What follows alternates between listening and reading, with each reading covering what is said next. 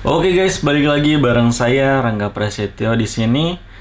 Sesuai dengan judul yang ada, kali ini saya akan sharing tentang hal-hal apa saja sih yang seharusnya kalian tidak lakukan agar kamera kalian itu berumur panjang.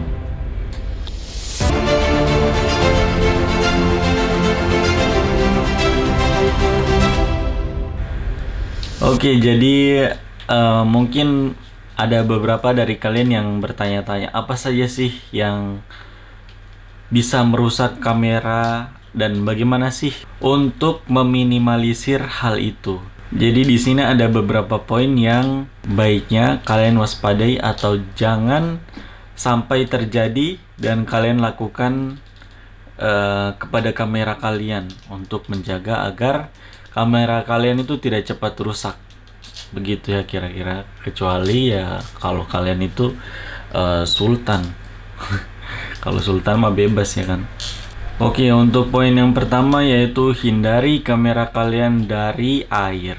Oke, jadi jangan sampai kamera kalian itu masuk ke dalam air atau terkena air ya.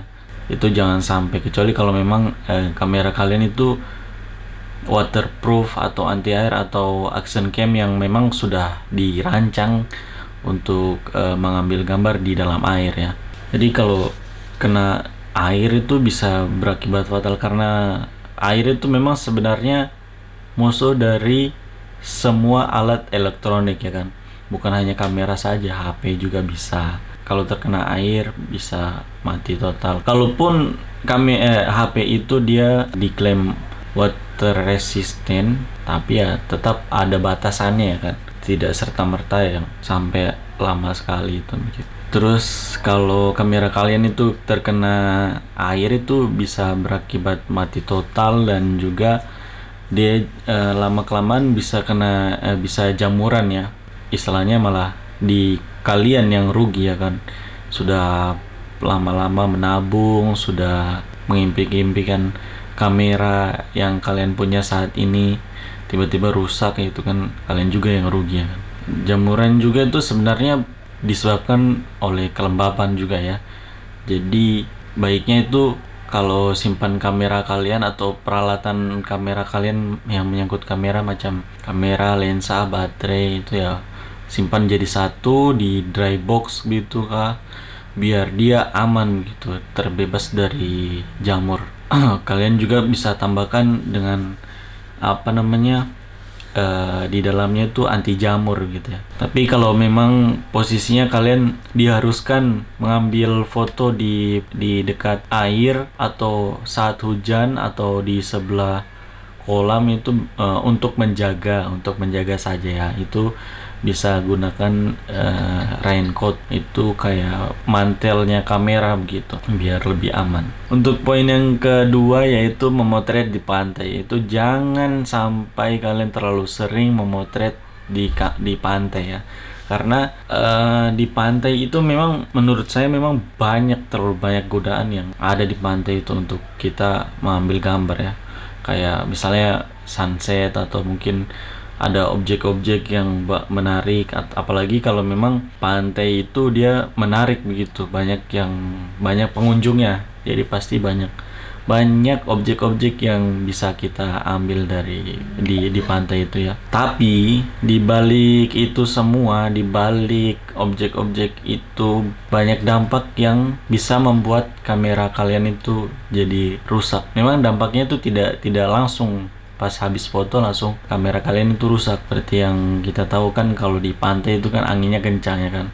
Baru di pantai itu kan banyak pasir ataupun debu ataupun uap air asin ya kan. Itu kan benda-benda yang atau partikel-partikel yang memang kasat mata begitu kan, dia bisa masuk ke sela-sela kamera kalian atau masuk di sela-sela lensa kalian. Jadi kalau semakin sering ke pantai itu, apalagi kalau kita tidak bersihkan kamera kita, itu bisa mengakibatkan timbulnya karat pada kamera ataupun lensa kalian. Terus yang selanjutnya yaitu penggunaan kamera yang berlebihan.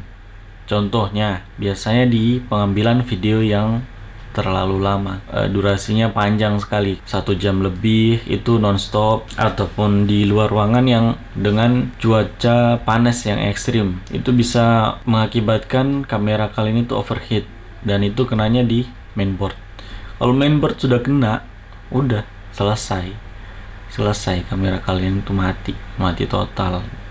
Kalaupun diperbaiki, dia pasti bakalan nggak bakal lama lagi umurnya, bakal balik lagi overheat lagi, mati lagi. Seperti dulu saya punya kamera juga, kamera Canon 70D, itu saya pakai buat ngerekam bikin konten game, seperti yang kalian bisa lihat di channel saya.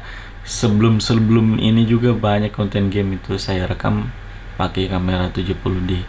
Itu dia overheat dan mati total, mainboardnya kena. Sampai saat ini saya tidak perbaiki. Tapi kalau macam kalian memang ingin membuat video dengan durasi panjang gitu sih, bisa gunakan kamera dengan tipe camcorder kayak misalnya handycam gitu. Banyak handycam yang handycam yang dijual online maupun offline, dan harganya itu masih terjangkau lah menurut saya tuh. Sekitar 2 jutaan saja tuh kalian sudah bisa dapat kamera handycam dengan resolusi HD ya, sudah HD hasil videonya. Untuk poin yang keempat dan poin yang terakhir, yaitu hindari kamera kalian dari suhu dingin yang berlebihan. Mungkin di antara kalian berpikir bahwa panas saja yang membuat kamera kalian itu rusak. Ternyata ada juga kalau terlalu dingin juga bikin kamera juga itu lama-kelamaan rusak. Jadi akibatnya itu dia lambat merespon atau memproses hasil foto atau video kalian gitu. Dia jadi kayak nge-freeze. Tapi kan kita ini kan di Indonesia kan. Indonesia kan terkenal dengan iklimnya itu iklim tropis, jadi aman lah.